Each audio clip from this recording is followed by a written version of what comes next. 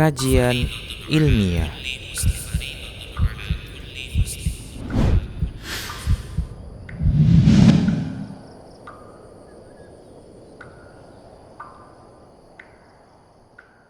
Assalamualaikum warahmatullahi wabarakatuh. Innal hamdalillah nahmaduhu wa nasta'inuhu wa nastaghfiruh wa na'udzu billahi min shururi anfusina wa min sayyiati a'malina. Man yahdihillah fala mudhillalah wa man yudlilhu fala hadiyalah. Wa asyhadu an la ilaha illallah wahdahu la syarikalah wa asyhadu anna Muhammadan 'abduhu wa rasuluhu sallallahu alaihi wasallam. Qala Allah tabaraka wa ta'ala, ya ayyuhalladzina amanu taqullaha haqqa tuqatih wa la tamutunna illa wa antum muslimun. Ya ayyuhan nasu taqu rabbakumul ladzi khalaqakum min nafsin wahidah wa khalaqa minha zawjaha wa bassa minhuma rijalan katsiran wa nisaa'a. Wattaqullaha alladzi tasaaluna bihi wal arham innallaha kana 'alaikum raqiba. Ya ayyuhalladzina amanu taqullaha wa qulu qawlan sadida yuslih lakum a'malakum wa yaghfir lakum dhunubakum wa may yuti'illaha wa rasulahu faqad faza fawzan 'azima amma ba'd. Fa inna asdaqal hadisi kitabullah wa khairal huda huda Rasulillah sallallahu alaihi wasallam wa syarral umuri muhdatsatuha wa kulla muhdatsatin bid'ah wa kulla bid'atin dhalalah wa kulla dhalalatin finnar. Para muslim rahimani wa rahimakumullah, para pemirsa Rosa TV dan para pendengar radio Medan Mengaji di mana saja Anda berada, alhamdulillah kita bersyukur di hari ini, di hari Arafah tanggal 9 Zulhijjah, di mana hari ini termasuk hari-hari dari 10 hari-hari Allah Subhanahu wa taala mencintai amal saleh. Di hari-hari ini melebihi amal saleh di hari-hari yang lain. Dan kita hari ini alhamdulillah diberi kesempatan oleh Allah Subhanahu wa taala untuk melakukan amal saleh berupa mengkaji ilmu, membuat majelis ilmu walaupun lewat udara atau kita katakan lewat satelit, yang ini bisa disaksikan kebaikannya oleh kaum muslimin. Kita bersyukur kepada Allah Subhanahu wa taala yang masih memberikan berbagai nikmat di hari ini, sebelumnya dan setelahnya insyaallah taala. Kita bersyukur dan semoga Allah Subhanahu wa taala terus memberikan hidayah kepada kita agar kita bisa berada di atas ketaatan kepadanya, lalu memasukkan kita ke dalam surganya. Amin. Kemudian salawat dan salam kita ucapkan untuk Nabi kita Muhammad sallallahu alaihi wasallam, yang kita berharap kepada Allah Subhanahu wa taala memberikan taufik kepada kita untuk kita bisa terus mentaati Rasulnya sampai Allah mewafatkan kita. Baik para muslim, para pemirsa dan para pendengar radio Medan Mengaji di mana saja Anda berada, kita akan lanjutkan pembahasan yang cukup singkat pembahasan ini karena materi yang memang tersedia di sini adalah begitu singkat dan sedikit. Kita akan bahas tentang salah satu dari akad muamalah, yaitu al-ju'alah. Al-ju'alah yang dalam bahasa kita disebut dengan sayembara. Yaitu jadi akad ju'alah adalah akad sayembara. Ju'alah adalah ja'lu malin ma'lumin liman ya'malu lahu amalan mubahan ma'luman aw majhulan. Ju'alah, akad ju'alah, akad sayembara adalah menjadikan sejumlah harta yang tertentu yang disediakan untuk siapa saja yang melakukan sebuah pekerjaan atau tugas yang bersifat atau berhukum boleh, baik diketahui ataupun tidak diketahui bentuk pekerjaan tersebut. Nah, ini disebut dengan sayembara.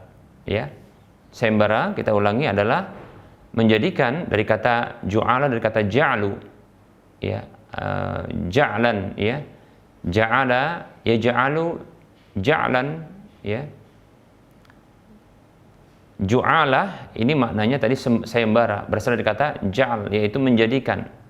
Itu menjadikan sejumlah harta yang ditentukan, yang disediakan untuk orang yang mau melakukan sebuah tugas, sebuah pekerjaan yang berhukum dia boleh, baik itu dia jelas pekerjaannya atau tidak jelas, ya. Maka ini disebut dengan sayembara. Contohnya adalah seperti, ya, membangun bangunan, membuat bangunan. Contohnya dia katakan, seseorang mengatakan, siapa saja yang bisa membangun, ya, rumah ini atau bangunan ini, ya, seperti yang digambar ini, contohnya begitu, atau seperti ini, ya, maka dia akan mendapatkan, ya, sejumlah harta sekian disebutkan, seperti itu. Atau contohnya, ya, sayembara untuk mengembalikan orang yang hilang atau barang yang hilang, ya, sayembara untuk mengembalikan barang atau orang yang hilang. Maka ini juga termasuk, ya. Contoh dikatakan, siapa saja yang bisa, ya, menghadirkan untuk saya orang yang hilang ini, atau barang yang hilang ini, atau hewan yang hilang ini, maka dia akan mendapatkan sekian, ya, harta sekian, sejumlah harta sekian, begitu, ya. Nah, ini disebut dengan ju'alah, ya, sayembara. Apa hukumnya? Maka hukumnya adalah boleh, ya. Hukumnya adalah boleh, boleh-boleh saja yang seperti ini, tidak ada larangan. Dan ditinjau dari hukum mengikat atau tidak mengikat, maka demikian pula hukum ju'al atau sayembara ini sesungguhnya adalah tidak mengikat. Hukum asalnya tidak mengikat, ya. Hukumnya dibolehkan dikarenakan memang adanya kebutuhan manusia untuk hal tersebut, ya. Dan tidak mengikat, ya, akad ini bagi kedua belah pihak, baik orang yang membuat sayembara ataupun para peserta yang ikut sayembara, ini tidak mengikat. Boleh bagi mereka masing-masingnya untuk membatalkan akad tersebut, kecuali apabila pembatalan tersebut mengakibatkan, ya, kemudaratan bagi pihak lain, maka tidak boleh membatalkannya ketika itu. Demikian. Dalil yang menunjukkan bahwasanya bolehnya untuk melakukan akad sayembara adalah firman Allah Subhanahu wa taala dalam surah Yusuf ayat 72, di mana Allah Subhanahu wa taala mengabadikan perkataan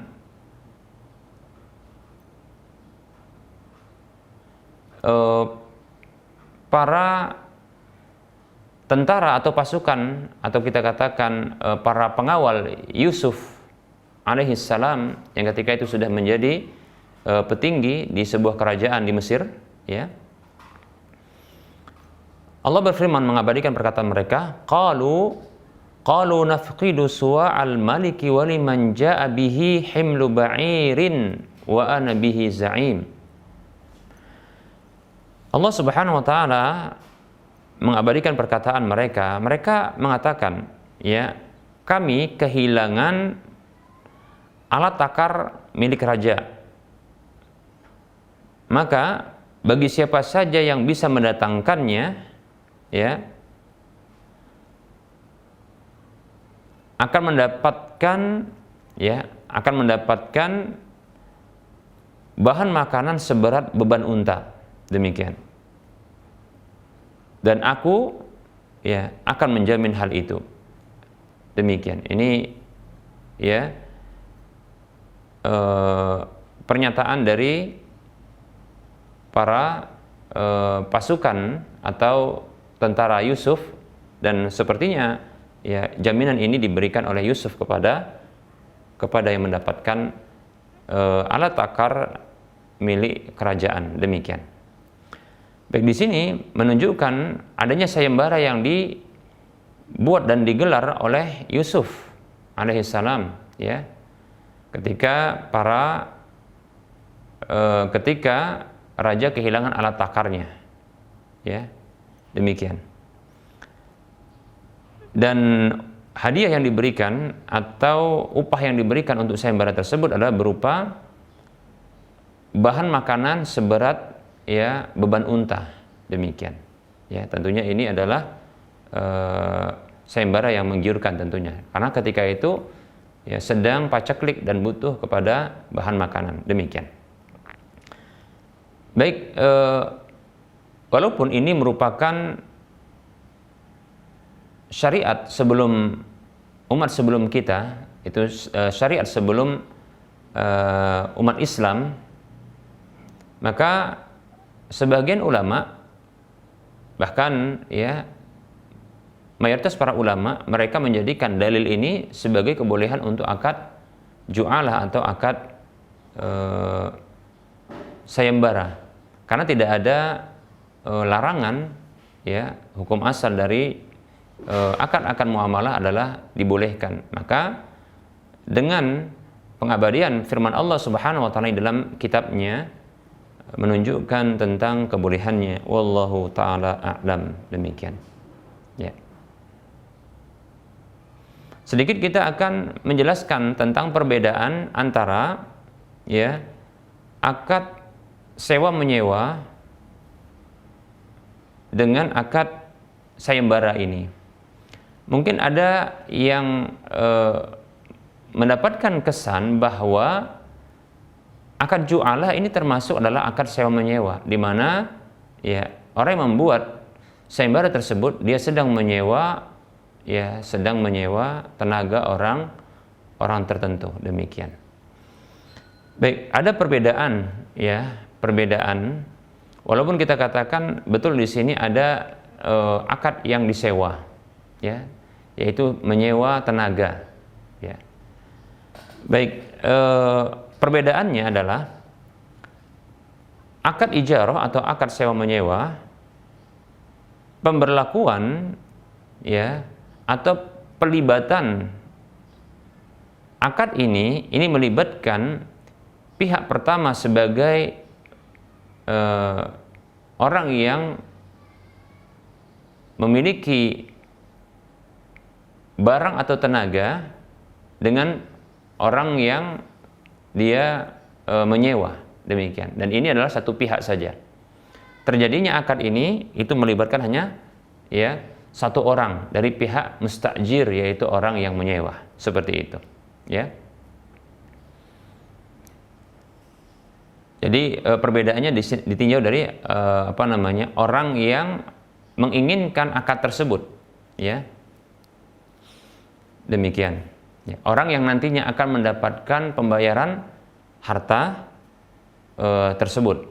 Nah, untuk akad ijarah, ya, maka atau akad sewa menyewa yang terlibat di sini hanyalah satu orang saja, diberlakukan kepada satu orang saja. Berbeda halnya dengan akad ju'alah atau akad sayembara. Maka ini ya melibatkan setiap orang yang dia ingin untuk terlibat di dalam akad ini, sayembara ini, ya.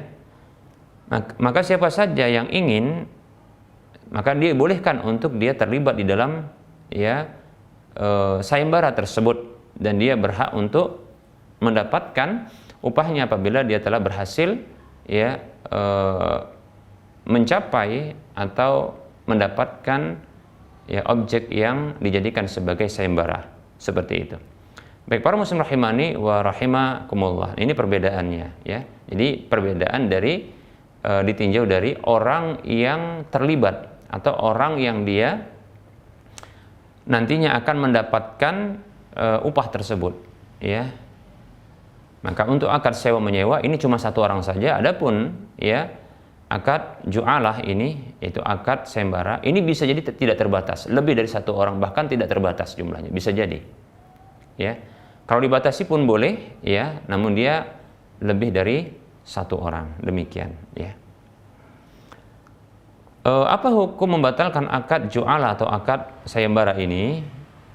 Dikarenakan dia merupakan akad jaiz, yaitu akad yang tidak mengikat, maka tentunya boleh, ya, boleh untuk membatalkan akad sayembara ini atau akad ju'alah ini, ya,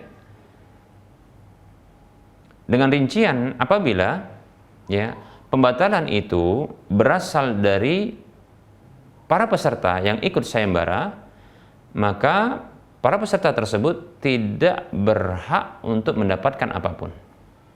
Ya, tidak berhak untuk mendapatkan apapun.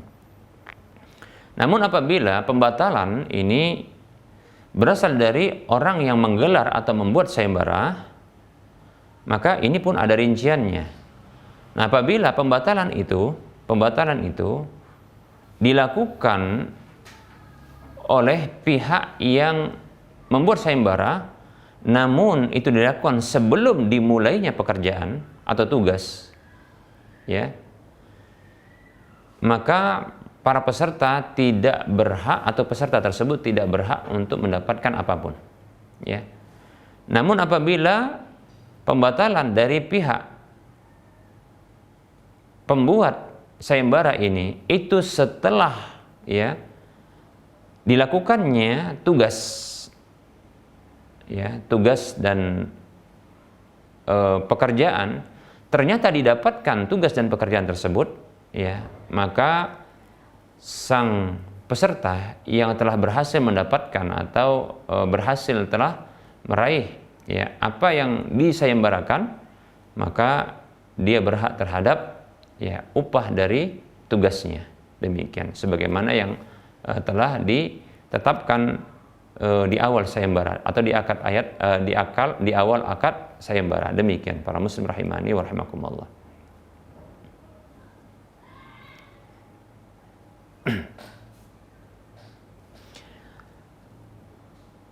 Baik, para muslim rahimani wa rahimakumullah, orang yang mengerahkan, ya, atau mencurahkan kemanfaatan bagi orang lain, ya, maka berikut ini kita akan sebutkan, ya, rinciannya. Apa hukum orang yang dia mengerahkan, ya, atau memberikan kemanfaatan bagi orang lain?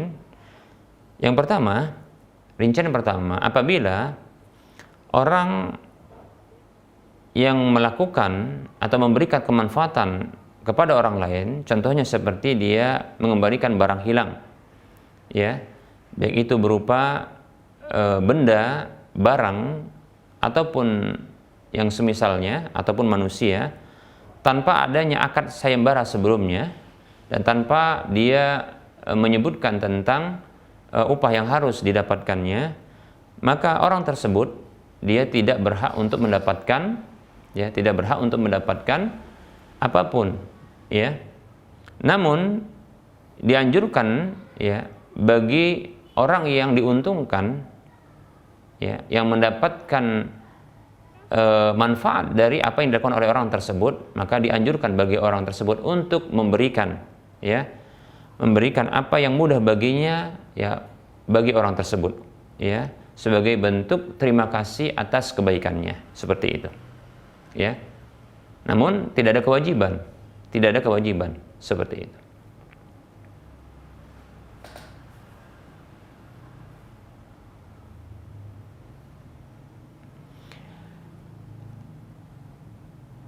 Baik, berikutnya adalah, ya,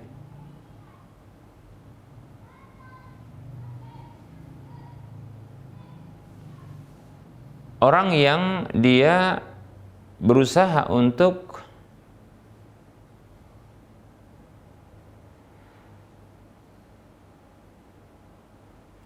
menyelamatkan harta orang lain dari kehancuran, ya, dari orang yang kerusakan. orang yang berusaha untuk menyelamatkan harta orang lain, ya, dari kerusakan, ya, dan lalu dia mengembalikan kepada pemiliknya, maka orang tersebut berhak, ya, untuk mendapatkan harta yang semisal walaupun tidak dipersyaratkan sebelumnya, ya, demikian. Baik, para muslim rahimani wa rahimakumullah. Nah, ini rincian bagi, ya, orang atau hukum orang yang mengerahkan usahanya untuk memberikan kemanfaatan bagi orang lain. Ada yang dia bersifat sukarela untuk diberikan balasan kebaikan atas kebaikannya. Ada yang dia bersifat kewajiban dan ini merupakan hak bagi orang yang melakukannya. Demikian, ya. Nah, semuanya ini masuk ke dalam ta'awun 'alal birri wa taqwa. Allah mengatakan a'udzubillahi minasyaitonir rajim wa ta'awanu 'alal birri wa taqwa wa la ta'awanu 'alal ismi wal 'udwan. Saling tolong-menolonglah kalian, ya, di atas kebajikan dan takwa, dan janganlah kalian saling tolong-menolong di atas dosa dan permusuhan. Surah Al-Maidah ayat 2, demikian. Demikian pula Allah berfirman dalam surah Al-Hajj ayat 77, a'udzubillahi minasyaitonir rajim, ya ayyuhalladzina amanu rka'u wasjudu wa'budu rabbakum waf'alul khaira la'allakum tuflihun. Wahai orang-orang yang beriman, ya, ruku dan sujudlah dan sembahlah Rabb kalian serta berbuat baiklah agar kalian beruntung. Demikian, ya. Ini merupakan bentuk yang melakukan kebaikan, ya, untuk orang lain. Baik, para muslim rahimani wa rahimakumullah. Nah, ini dia sedikit materi yang ringkas terkait dengan ju'alah, yaitu akad sayembara. Baik, para muslim dan muslimat, para pendengar dan para pemirsa Rosyad TV di mana saja Anda berada, kita akan mencoba untuk memasuki pembahasan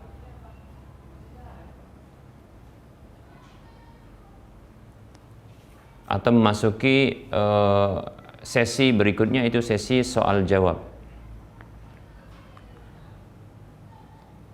Baik, ini ada pertanyaan.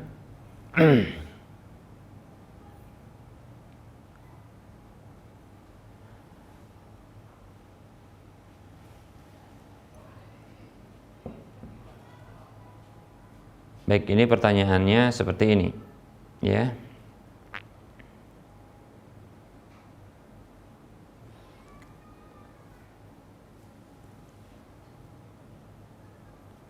Ada pertanyaan, ya, Ustadz,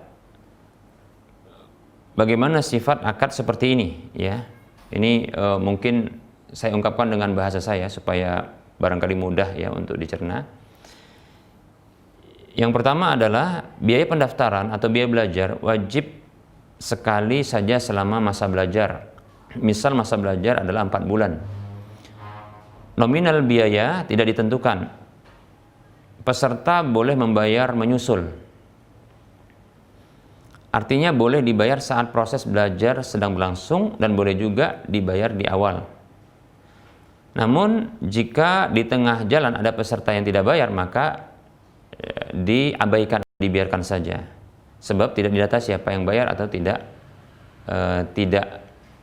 bayar, ya, seperti itu. Dia bertanya tentang apakah ini sama, ya, apakah ini sama seperti hukum jual beli, makan sepuasnya, bayar seikhlasnya, ya, seperti itu, ya. Makan sepuasnya, bayar seikhlasnya. Seperti ini pernah kita bahas, ya. Makan sepuasnya, ya, bayar seikhlasnya. Nah, seperti kita bahas, ya. Tapi tidak apa-apa, kita akan bahas lagi.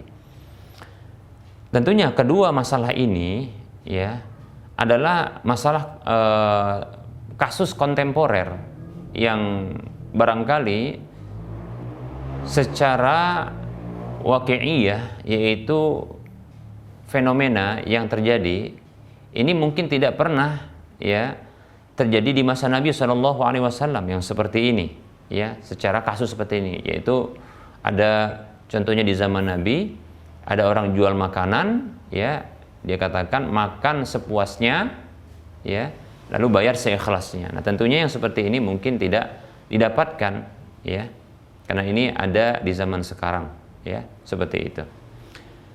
Baik, ini tentunya masalah kontemporer yang butuh juga, ya, jawaban dari dalil, ya, jawaban yang kita ambil dari dalil, ya, seperti itu. Sebagaimana kasus yang ditanyakan yang sesungguhnya terkait dengan jasa pendidikan. Baik, sebelumnya kita akan jelaskan, ya. Bismillah. Kita jawab. Waalaikumsalam warahmatullahi wabarakatuh.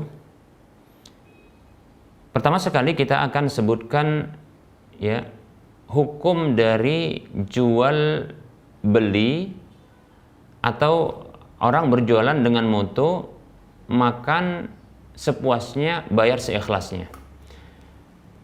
Baik, para muslim rahimani rahimakumullah, makan sepuasnya lalu bayar seikhlasnya pada kasus seperti ini, ya,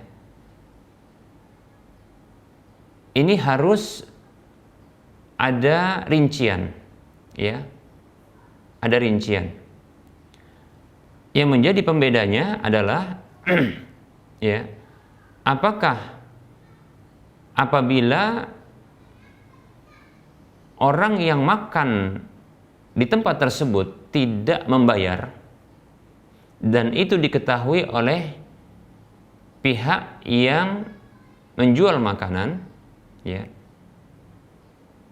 apakah dia akan rela dan tidak menegur orang yang makan tanpa membayar tersebut? Dan apakah dia akan berlakukan sama apabila ternyata, ya, ini berlaku berulang, ya, dan ini banyak terjadi. Maksudnya banyak orang yang melakukan hal seperti ini di tempat dagangannya, seperti itu. Baik, maka kita rinci. Apabila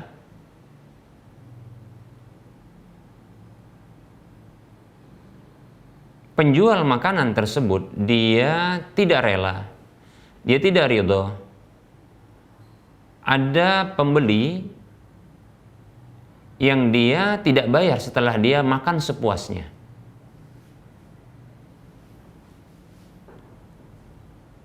yang dia tidak ridho ketika ada orang atau beberapa orang atau orang yang sama tapi berulang ketika makan di sana dia tidak bayar, ya, bahkan dia tegur, ya, maka yang seperti ini sesungguhnya akad ini adalah akad jual beli.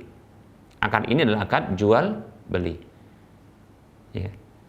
Nah, apabila kondisi seperti ini, maka jual beli yang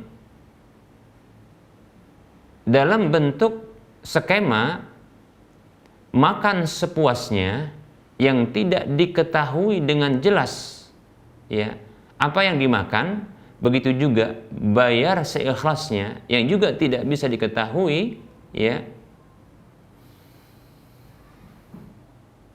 besaran dari pembayaran tersebut karena mungkin masuk kota infak, ya, maka yang seperti ini,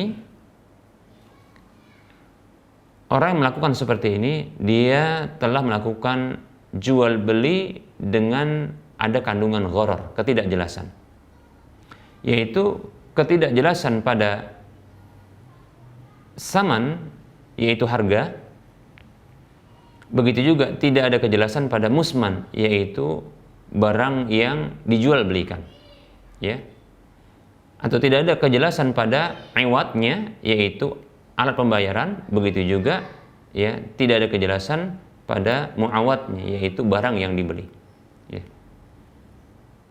Berarti ini gharar, dan Nabi SAW melarang, nahan Nabi SAW an bai'il gharar. Nabi SAW melarang jual beli gharar, ya, seperti itu. Mengapa? Ya, karena tidak jelas pada harganya, tidak diketahui harganya. Demikian pula tidak diketahui barang yang diambil, seperti itu. Berbeda halnya apabila contoh, ya, pembeli ini dia mengambil, ya, setiap kali mengambil dia menunjukkan kepada penjaga makanan di sana atau para penjual di sana, orang-orang yang menjual di sana, ditunjukkan seperti itu.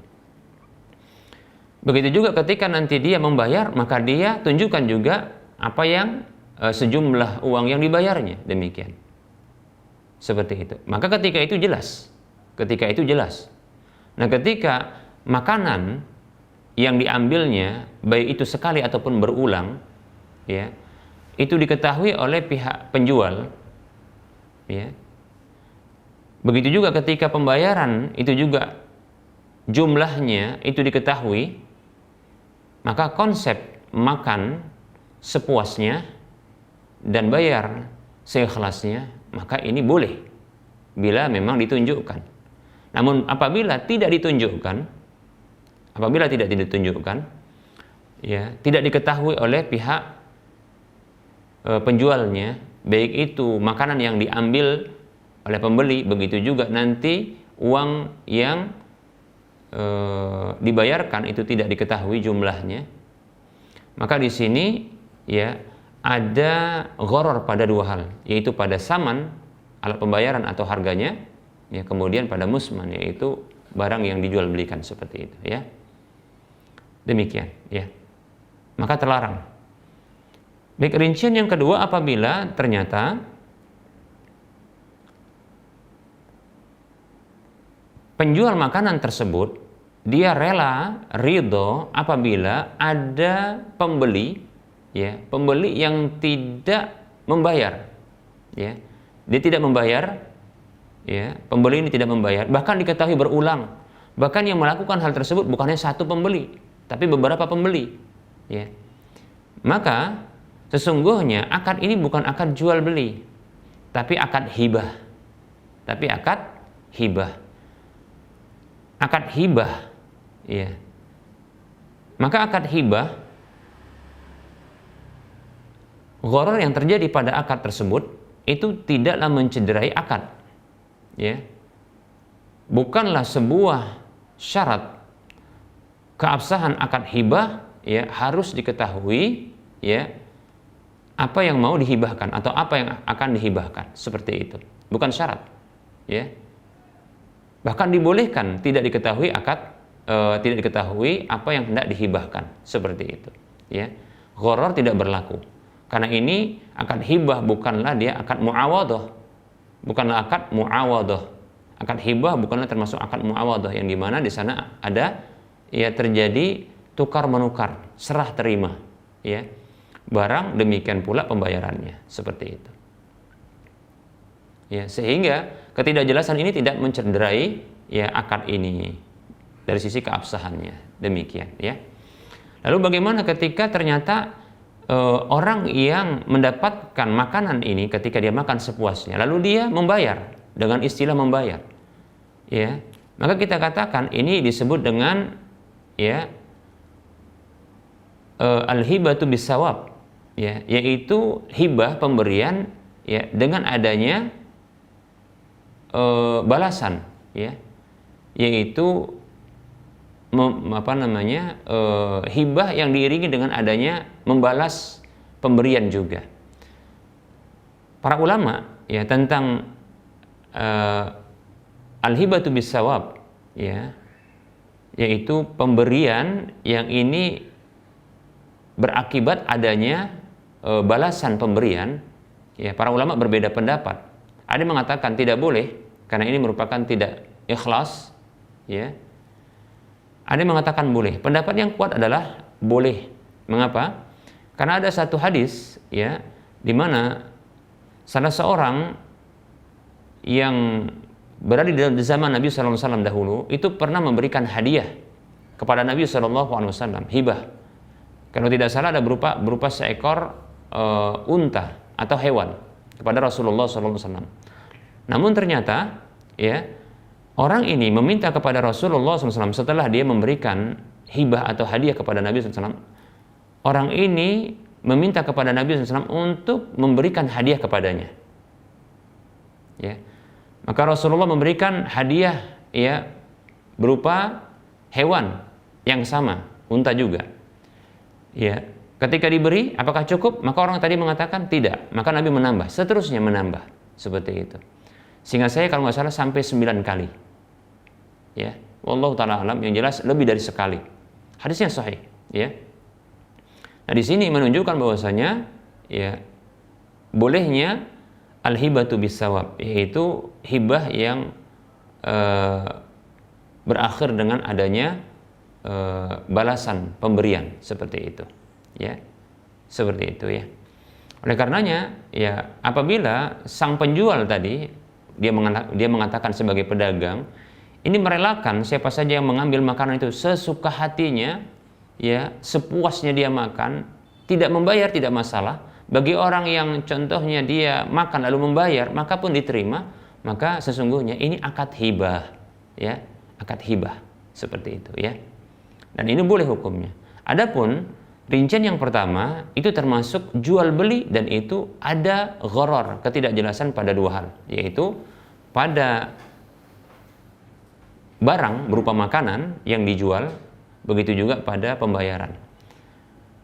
Maka ini dilarang, kecuali, saya kecualikan, kecuali apabila setiap pembeli dia menunjukkan, ya, barang makanan yang diambilnya, begitu juga menunjukkan, ya, uang yang dibayarkannya, ya.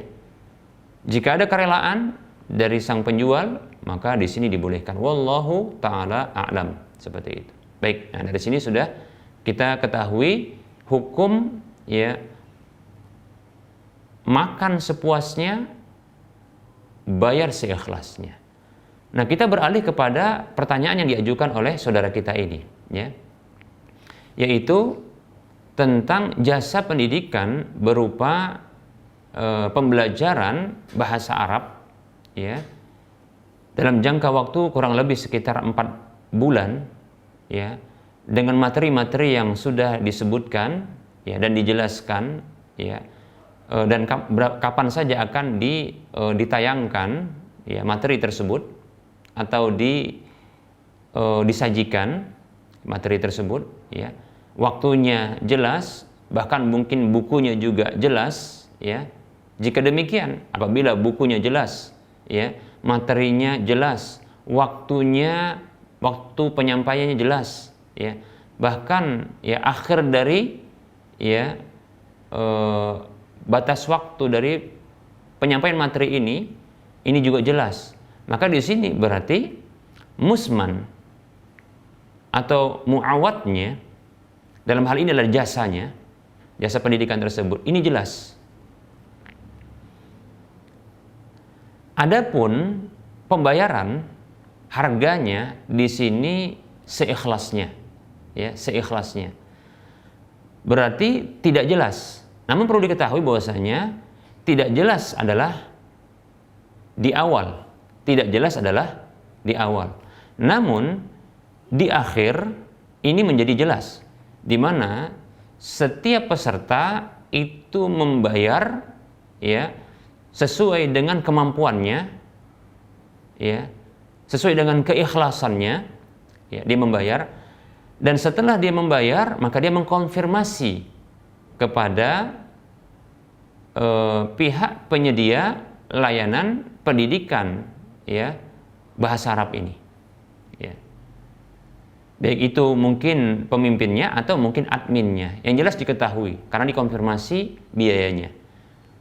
Nah, di sini tidak ada komplain, menunjukkan adanya kejelasan, ya, dan itu direlakan dengan jumlah yang besar ataupun yang kecil, seperti itu. Oleh karenanya akad, ya, jasa pendidikan pembelajaran bahasa Arab dengan metode seperti ini maka tidak bisa disamakan dengan, ya, akad makan sepuasnya, ya, bayar seikhlasnya, tidak bisa disamakan, ya, karena ada perbedaan dari sisi kejelasan, ya. Makanan tadi, ya, yang diambil oleh orang yang datang ke sana untuk memakannya itu tidak jelas kecuali bila ditunjukkan. Begitu juga nanti dalam pembayarannya, tidak jelas kecuali ditunjukkan. Maka tadi sudah kita rinci, apabila jelas dengan cara ditunjukkan maka halal, boleh. Ya. Namun bila tidak ditunjukkan sehingga tidak jelas, maka di sini tidak boleh karena ini gharar, seperti itu. Namun apabila namun dalam akad, adapun dalam akad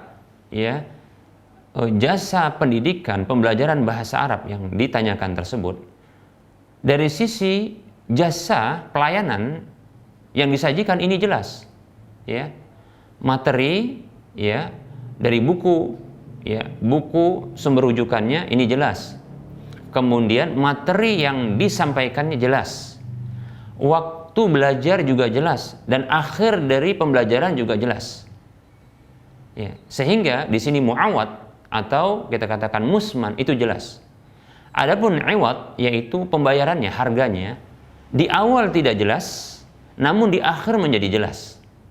Menurut pendapat yang tepat adalah walaupun di akhir akad iwad yaitu pembayaran tersebut walaupun di awal akad tidak jelas harga yang disebutkan, namun di akhir akad ini menjadi jelas, maka menurut pendapat yang kuat adalah ini dibolehkan. Ini pendapat Syekhul Islam Ibnu Taimiyah rahimahullahu ta'ala. Oleh karenanya tidak boleh disamakan kedua akad yang terkesan mirip ini, walaupun ada sama-sama mungkin sama-sama keikhlasan dalam pembayaran, namun ternyata berbeda, seperti itu. Nah, semoga ini bermanfaat. Wallahu ta'ala a'lam.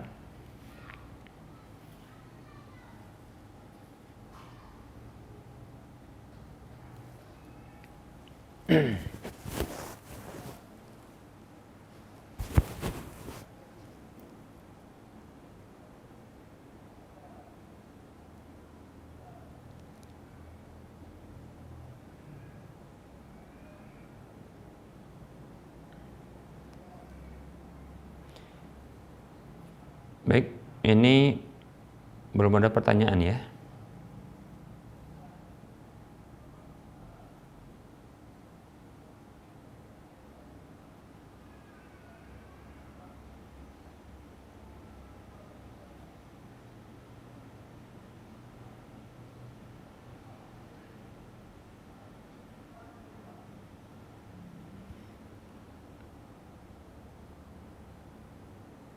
Baik, ini ada pertanyaan. Pertanyaan yang berbeda dari materi yang kita sampaikan. Bismillah, assalamualaikum warahmatullahi wabarakatuh. Ustaz, waalaikumsalam warahmatullahi wabarakatuh. Afwan, Ustaz ingin bertanya, apakah puasa Arafah bisa digabungkan ianya dengan puasa sunnah, yaitu hari Kamis? Nah, kebetulan hari Arafah hari ini jatuh pada hari Kamis, bertepatan dengan hari Kamis. Syukran Ustaz, afwan. Baik, maka kita katakan bahwasanya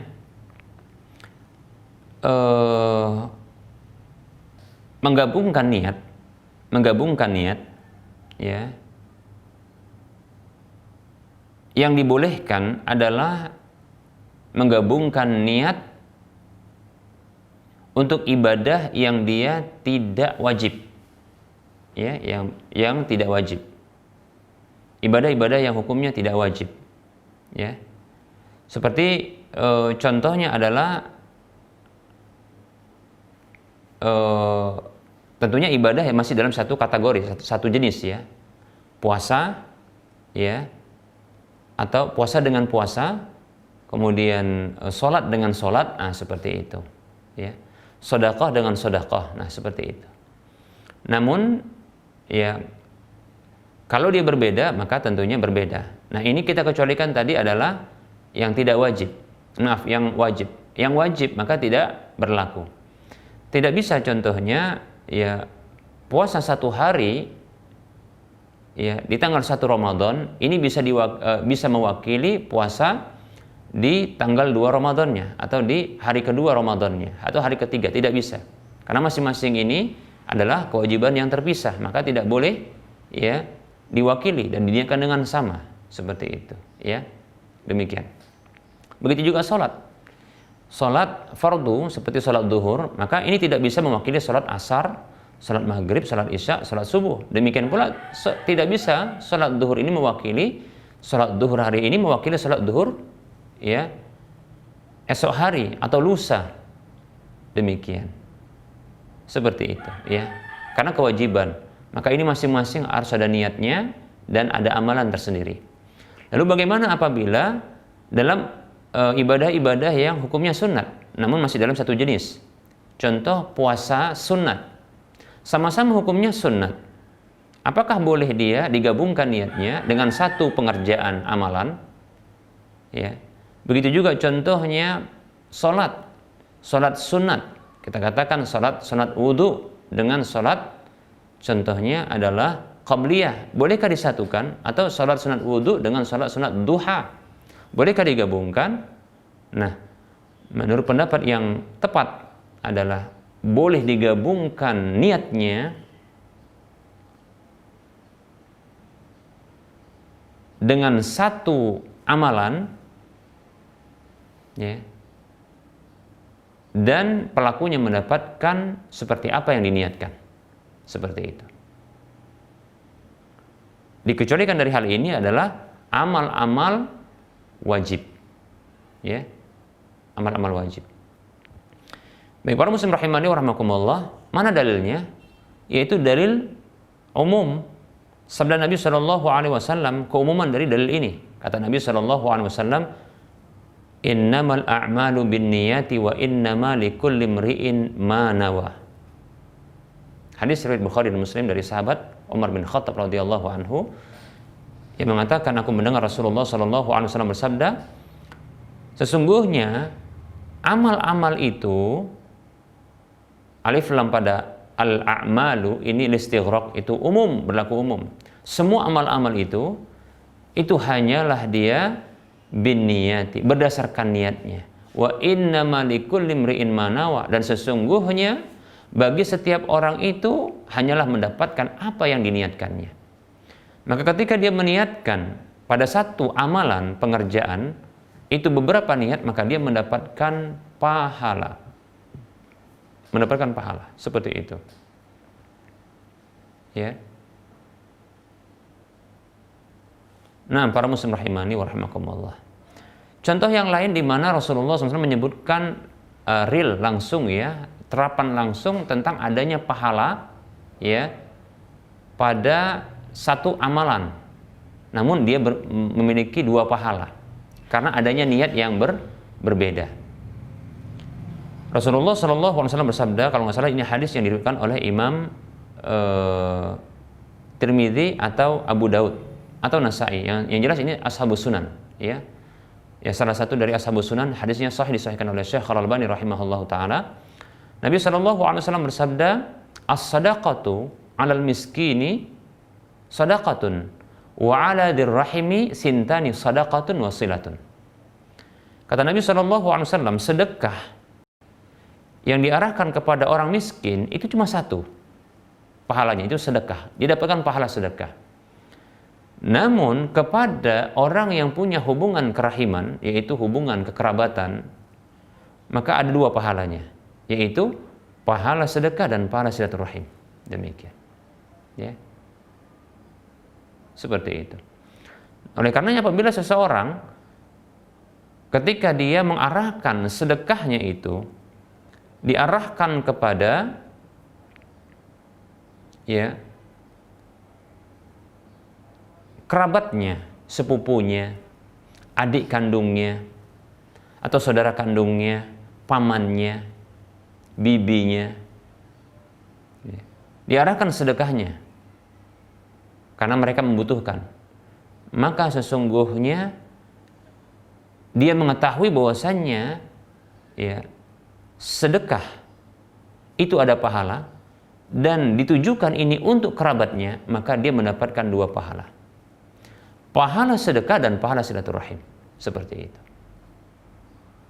Dia tidak arahkan kepada orang miskin yang tidak ada hubungan kekerabatan dengannya. Dia khususkan kepada orang yang punya hubungan kekerabatan dengannya. Nah, dia telah meniatkan ya. Dengan satu pengerjaan dia gabungkan dua niat, yaitu niat untuk bersedekah sekaligus silaturahim. Oleh karenanya dia mendapatkan pahala tersebut. Demikian. Ya. Maka ini berlaku bagi semua amal yang bersifat sunnat. Ya. Satu perbuatan, satu amal, ya, diniatkan beberapa niat padanya, 2 rakaat sholat, diniatkan padanya itu sholat duha sekaligus sholat wudhu karena dia baru saja berwudhu, maka dia dapatkan 2 pahala. Seseorang yang dia berpuasa di satu hari, ketika itu bertepatan dengan anjuran puasa di hari Kamis, begitu juga dengan puasa Arafah, maka dia mendapatkan pahala 2. Pahala puasa di hari Kamis dan dia dapatkan pahala puasa Arafah. Wallahu ta'ala a'lam. Demikian.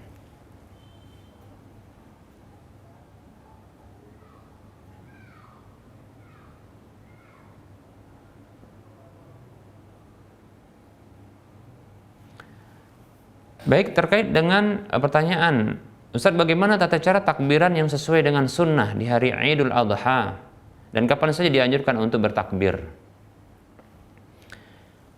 Baik ya, berarti ini ada pertanyaan pertama adalah lafal dari takbir tersebut. Ada beberapa lafaz ya, ada beberapa lafaz yang ini berasal ya dari beberapa sahabat Nabi Shallallahu Alaihi Wasallam, ya.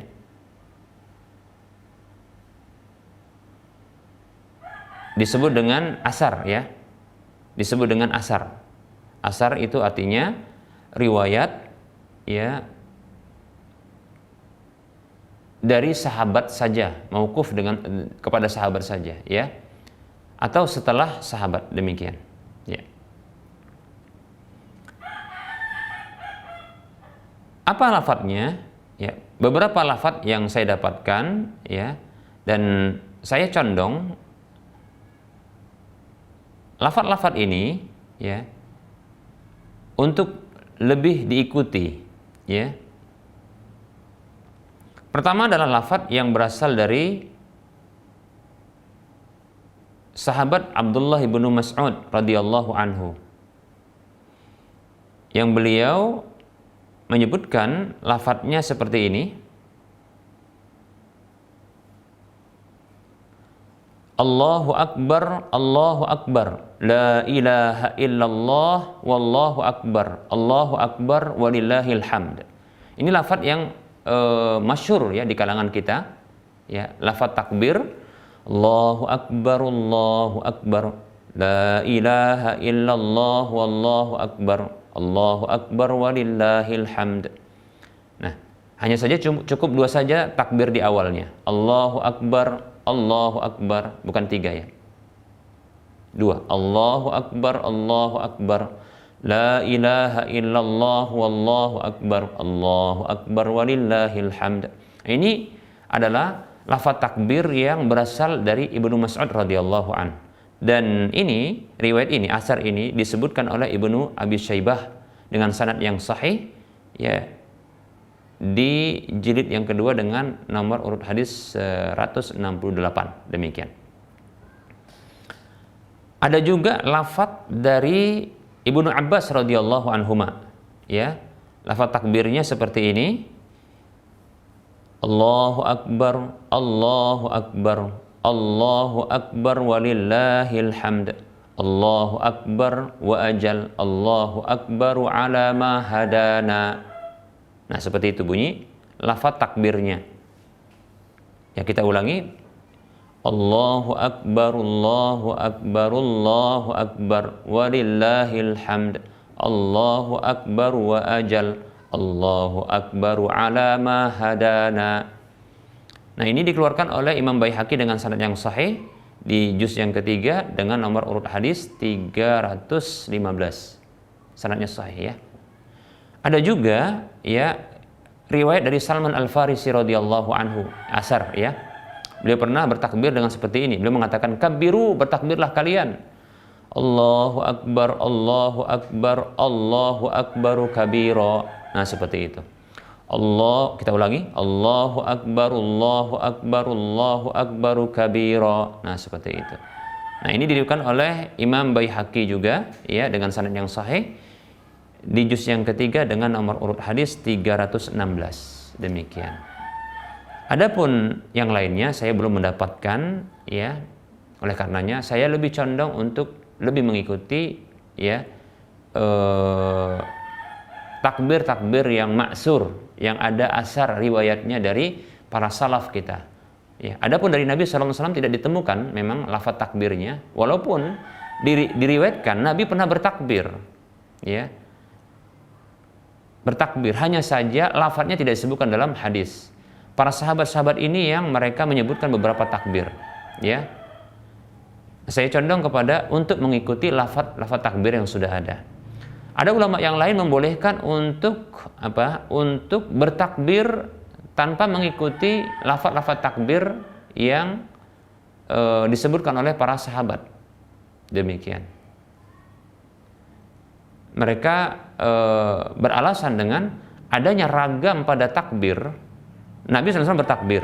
Kemudian adanya ragam pada takbir. Adanya ragam pada takbir yang beredar di kalangan para sahabat dahulu menunjukkan ini bolehnya takbir secara mutlak. Nah, begitu.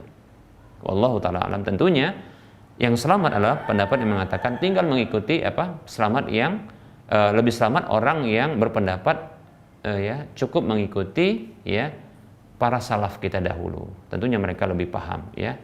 Adapun terkadang kita belum tentu lafaz takbir kita itu benar. Seperti itu.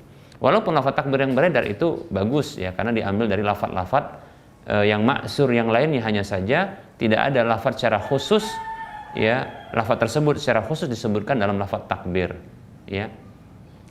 Seperti contohnya disebutkan Allahu akbaru kabira walhamdulillahi katsira wa subhanallahi bukratan wa asila la ilaha illallah wahdah ya anjaza wa, dan seterusnya.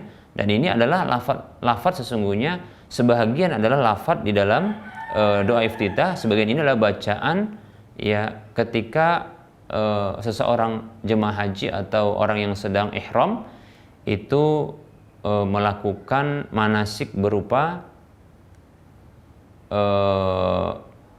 sa'i ya, sa'i di antara Bukit Safa dan Marwah ketika berdiri tegak di Safa atau di Bukit Marwah. Demikian, seperti itu ya. Wallahu taala alam. Nah, seperti itu. Nah, adapun terkait dengan kapan waktu bertakbir ini ya, para ulama untuk Idul Adha secara khusus, kalau Idul Fitri ya pernah kita bahas ya, Idul Adha ada pendapat di kalangan para ulama bolehnya untuk bertakbir ya itu semenjak dari tanggal 1 ya, tanggal 1 ya sampai tanggal 10 ya. Demikian. Tanggal 1 sampai tanggal 10 ya. Bahkan bukan hanya takbir tapi mengucapkan tahlil yaitu la ilaha illallah, takbir Allahu akbar, dan tahmid alhamdulillah. Demikian ya. Adapun jumhur para ulama ya dari kalangan salaf dahulu ya maupun jumhur ulama fikih ya dari kalangan salaf yaitu para sahabat dan tabi'in serta para ulama-ulama mazhab, mereka menganjurkan untuk bertakbir itu takbiran maksudnya itu mulai dari terbitnya fajar di hari Arafah yaitu tadi pagi ya sampai nanti akhir dari hari tasyrik yaitu tanggal 13 Dzulhijjah. Nah, seperti itu. Silakan bertakbir. Demikian ya. Wallahu taala a'lam.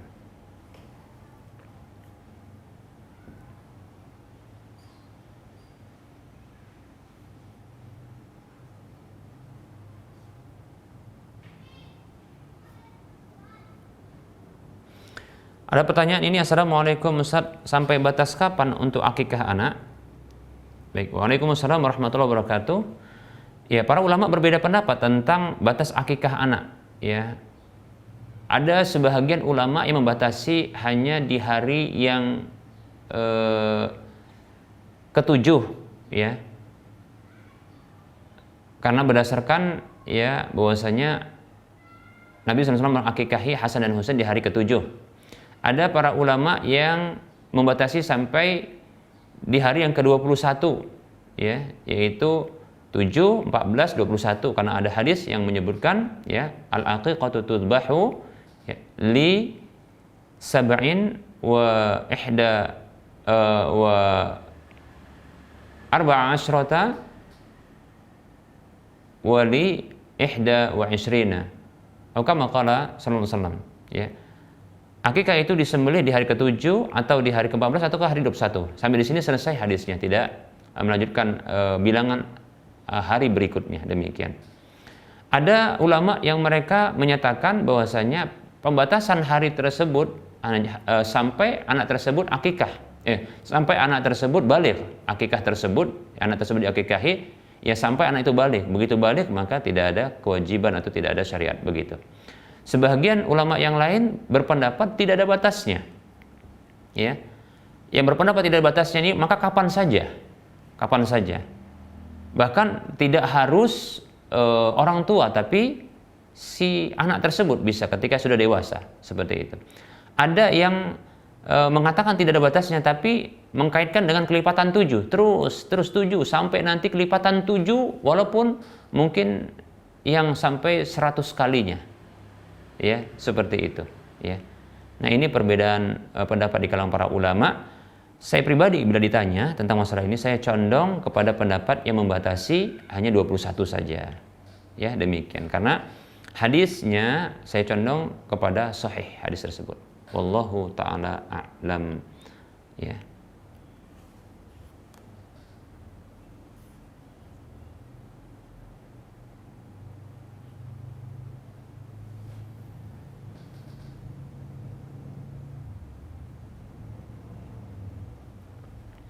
Assalamualaikum Ustadz. Waalaikumsalam warahmatullahi wabarakatuh. Mertua saya bangun rumah dan masih ada hutang dengan arsitek. Dan mertua saya ingin menjamin hutang tersebut dengan surat tanah karena saat ini belum bisa bayar. Apakah menjamin surat tanah ke beliau, yaitu arsitek, itu termasuk riba? Baik, ya, sekedar memberikan barang jaminan yang disebut dengan rahan, ya, maka ini tidaklah menjadi riba. Ya, akan menjadi riba ya apabila pertama penggunaan ya barang jaminan tersebut, ya, surat tanah tersebut ternyata digunakan, dimanfaatkan oleh orang yang memberikan hutang. Dalam hal ini adalah contohnya arsitek tersebut, ya, begitu. Ini akan menjadi riba kalau digunakan barang jaminan tersebut, ya, karena termasuk apa? Kullu qardin jarra naf'an fahuwa riba. Setiap hutang piutang yang menarik manfaat, keuntungan tambahan, maka itu termasuk riba. Yang kedua adalah apabila ada denda keterlambatan dalam pembayaran tersebut, maka ini juga termasuk riba. Ini seperti riba jahiliyah, andirni azidka, beri tangguh kepadaku nanti aku akan tambah, demikian, seperti itu, ya. Namun hanya sekedar memberikan barang jaminan, ya, untuk menjamin hutang tersebut, ya.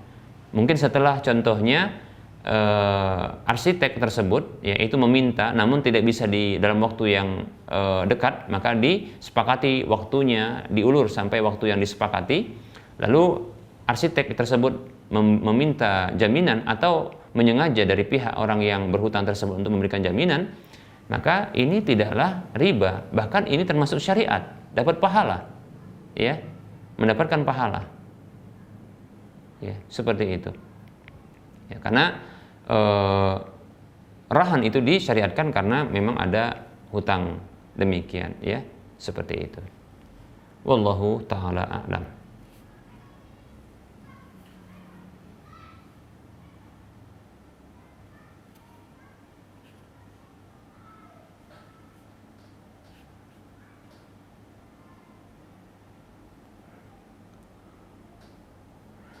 Ada pertanyaan, ya. Assalamualaikum Ustadz. Semoga Ustadz dan keluarga selalu dalam rahmat Allah, amin. Begitu juga kaum muslimin dan muslimat, amin wa anta kadzalik. Mau tanya, Ini adalah hari Arafah, 9 Dzulhijjah. Waktunya berdoa yang mustajab. Mulai dan sampai jam berapa kita berdoa? Kapan kita berdoa mengangkat tangan? Syukran Ustaz. Baik ya. Hari Arafah, hari itu dimulai semenjak terbitnya, tenggelamnya matahari sampai tenggelamnya kembali. Karena awal hari itu dimulai dari tenggelam matahari dan berakhir dengan tenggelam matahari. Seperti itu ya. Demikian. Hanya saja wallahu taala alam ya.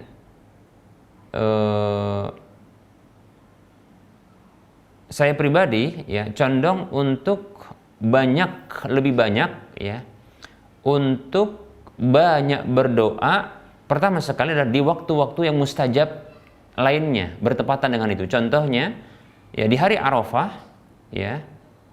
Jadi sebenarnya mulai kemarin yaitu sore ketika tenggelamnya matahari itu juga termasuk hari Arafah. Sampai pun hari nanti tenggelam matahari itu sudah selesai hari Arafah. Ya. Maka di situ ada waktu-waktu mustajabah. Ya. Seperti contohnya antara adzan dan iqamat, begitu juga sepertiga akhir malam, ya. Begitu juga ketika sujud dan ketika hendak naik ke rakaat ketiga dari sholat, ya. Begitu juga ya ketika hendak salam dari sebuah sholat, demikian. Ya, ini ada doa-doa mustajabah dan itu bertepatan. Ketika bertepatan, ya dalam satu waktu itu beberapa peluang di mana doa itu makbul, lebih cepat makbul. Seperti di hari Arafah, contohnya di hari Jumat kalau ada ya, tapi ini tidak ada ya. Sekarang ini di hari Arafah bertepatan dengan antara adzan dan iqamat, maka ini lebih diutamakan, seperti itu. Dan lebih lagi diutamakan adalah ketika bersamaan dengan jamaah haji sedang wukuf di Arafah. Yaitu maksudnya adalah di mana jemaah haji ketika wukuf di Arafah, yaitu semenjak mulai dari sholat dari zuhur sampai tenggelam matahari, maka ini saya condong lebih diutamakan ya, lebih diutamakan untuk lebih banyak berdoa seperti itu ya. Demikian wallahu taala a'lam ya.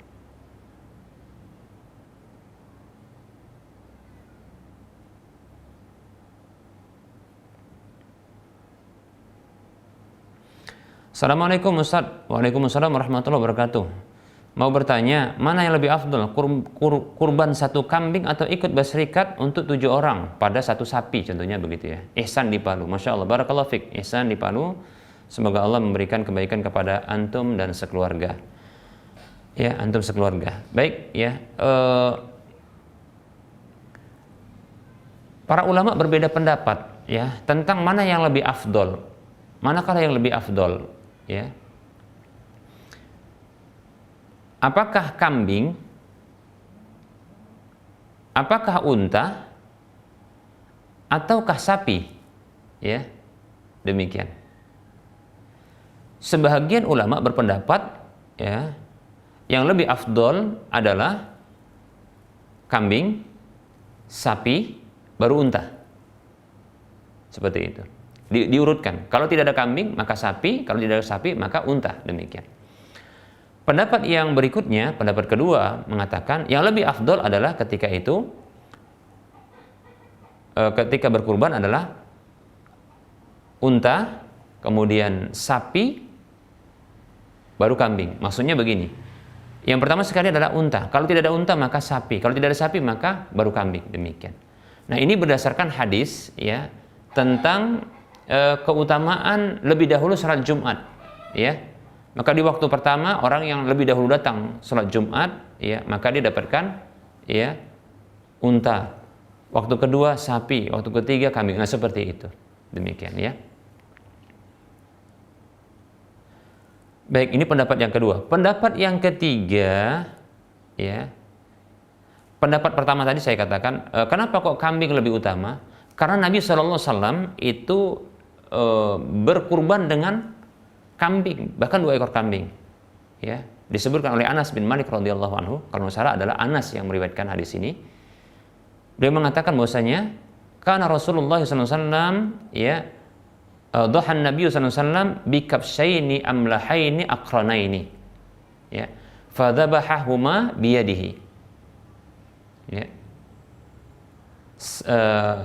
Sama wa kabbara. Ya. Wa wada'a rijlahu ala sifahihima. Wa kama qala radhiyallahu anhu.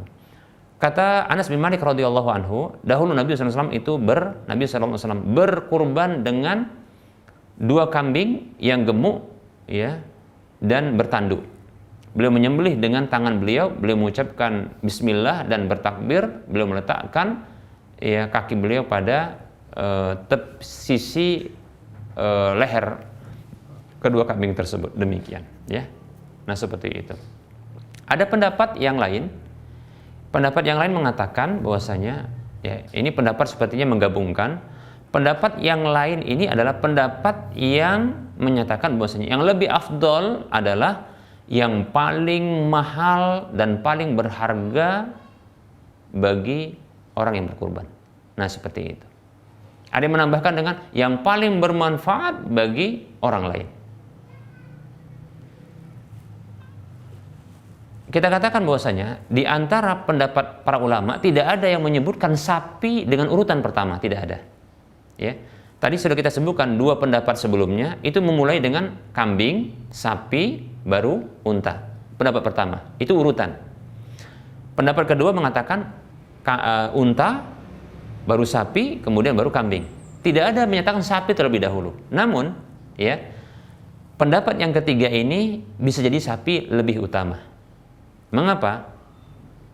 Di sebahagian tempat, seperti contohnya di Sumatera Utara atau di Medan ini, ya, penduduk di sini itu lebih suka makan sapi. Mungkin karena tidak suka dengan bau kambing kali, ya, seperti itu. Bau bandot atau bau perengus kata orang di sini, ya, begitu. Sehingga mereka lebih dominan suka sapi ketimbang kambing. Bukan tidak suka kambing, tapi lebih dominan suka sapi. Nah, seperti itu, ya. Maka sehingga masyarakat pun, ya, yang menerima, ya, daging kurban tersebut lebih senang lagi mendapatkan daging sapi ketimbang daging kambing. Nah, oleh karena itu dari sisi inilah bisa jadi berkurban sapi lebih utama. Seperti itu. Lebih utama. Nah, kalau ditanya mana lebih afdol, maka ini dikembalikan, ya, kepada Anda yang berpendapat, ya. Seperti itu. Apabila di satu wilayah ternyata ada orang yang lebih suka kambing, maksudnya di satu wilayah tersebut masyarakat suka kambing ketimbang sapi dan yang lainnya, ya, maka lebih utama di tempat tersebut untuk berkurban dengan kambing dari beberapa sisi. Pertama adalah dari sisi manfaat, ya. Kemudian yang kedua adalah dari sisi Nabi SAW itu berkurban dengan kambing. Demikian. Wallahu ta'ala a'lam. Barangkali ini materi yang bisa kita sampaikan beserta dengan, ya, sesi soal jawab yang sudah kita lakukan. Kita akhiri, ya, kajian kita, dan tentunya sebelumnya saya mohon maaf atas segala kekurangan dan kesalahan serta kekurangan. Kepada Allah saya mohon ampun. Kebenaran itu datang darinya, kebenaran itu datang dari saya pribadi dan bisikan syaitan. Oleh karenanya, kembali saya ulangi, saya mohon ampun kepada Allah dan kepada para pemirsa, para pendengar sekalian, saya mohon maaf. Wassallallahu ala Muhammad wa ala alihi wa ashabihi ajma'in. Subhanakallahumma wa bihamdika asyhadu an la ilaha illa anta astaghfiruka wa atubu ilaika. Walhamdulillahi rabbil alamin. Assalamualaikum warahmatullahi wabarakatuh.